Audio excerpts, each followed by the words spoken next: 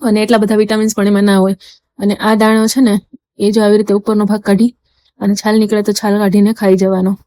એવી જ રીતે સિંગના દાણામાં પ્રોટીન બી સારું હોય, બીજા વિટામિન પણ સારા હોય છે. અને ચિયા સીડ્સ જે છે એની અંદર શું હોય, ફાઈબર હોય છે સારું, એટલે મેં પલાળ્યા છે. નોર્મલી લોકો અંદર ખાંડ ને બીજું કેટલું નાખીને જ્યુસ બનાવીને કરે.